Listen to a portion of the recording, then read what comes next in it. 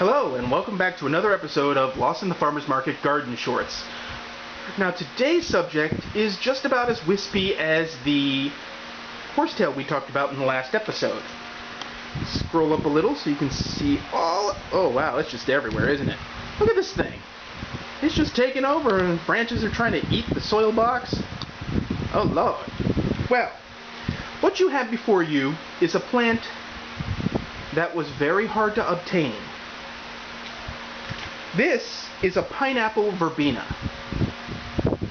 I'm going to let those words sink in. A Pineapple Verbena. Just when you thought lemon verbena was good, its cousin over here said, "Nah, fam, hold my beer." Pineapple Verbena. Its scientific name is Nashia inaguensis, and I mispronounced that a little. That last part of the name is actually named after the island that it's endemic to. Now here's the curveball, folks. It's a perennial and evergreen in its native climate, or in USDA zones 9 through 11. It has a secondary common name, Mogean tea or Bahamas berry. That last one should tell you something. It is native to the East Caribbean islands, specifically Inagua in the Bahamas. Ho ho ho ho! Yeah, the fun stuff comes out of the Bahamas, doesn't it? It prefers a soil pH between 6.5 and 7.5. Now, again, there is some variance on that, and I could not 100% verify that at all. Some guides say it's something, others say it's something else. There is no real, true, hard evidence on that. So I'm going to put a big old chunk of salt on top of that pH range. The one thing everybody agrees about it is that it does not, under any circumstances, tolerate drought or drying out. It does not like dry soil. Doesn't mean it likes to sit in a puddle, but you cannot let this sucker wilt. That's what happened to my first one, and it's a miracle I found another one through another vendor. A sheer miracle. Now we're going to zoom in for a moment so I can show you... Okay, there we go. Look at those dainty little leaves. They're so tiny. Well, actually, they're big for this plant because I've been feeding the crap out of it. Why? I want me some Pineapple Verbena. Actually, seriously, I do. It makes a tea that is to die for. Actually, we're up to uses anyway. It makes this tea that has a citrus pineapple vanilla inflection. I'm going to let that soak in for a minute. A citrus vanilla, I said vanilla twice, pineapple inflection. That's crazy. And these little leaves dry really quickly, which is great. And this is about the time of the year, July, that you would want to try to clone this plant. Or in my case, I'm going to trim and harvest.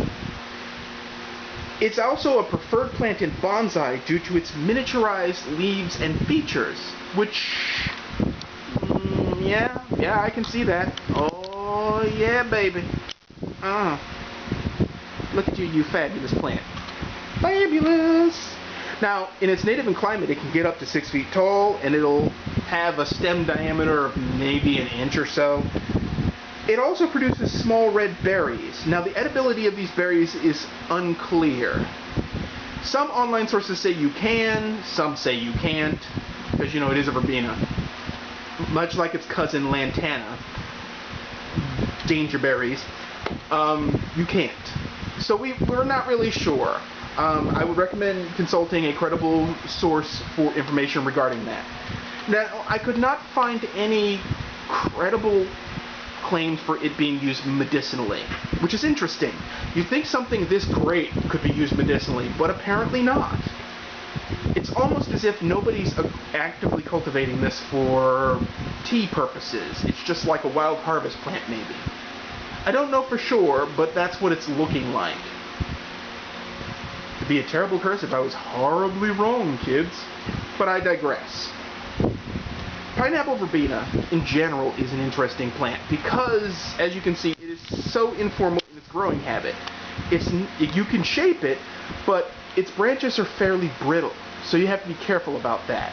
when they're in the long runner phase like you see in front of you, the little wispy branches, you can shape them with bonsai wire and get them to whatever shape you want. As I said, though, the one thing you must never do, aside from feeding Gizmo after midnight, is to never make sure this thing its soil fully dries out. That will kill it dead within a day. And that's what happened to my first one. Except I had brought it in for winter, and there was a period in which for some reason I didn't check it, and I guess I was just super busy or something, holidays maybe, and it just up and died on me. Like, just dead. So I can attest to the fact that that one detail is something you must constantly monitor.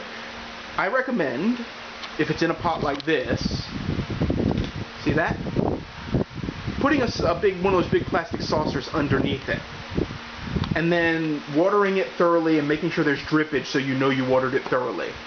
If push comes to shove, flood the saucer and let capillary action in the soil do its work. Beyond that, this plant is something you definitely should have in your garden. The tea it makes is exquisite. And I'm not even going to talk about alcohol extraction. I think you already know where I stand on that, folks. If you've seen the 4 lemon scented and flavored herb videos, you know where I stand on that. I'm curious to know what this will do to a little bit of quality whiskey. We'll find out later. Now, you bring this in for winter. It is not, again I said, it's hardy between zones 9 and 11. We're 8A.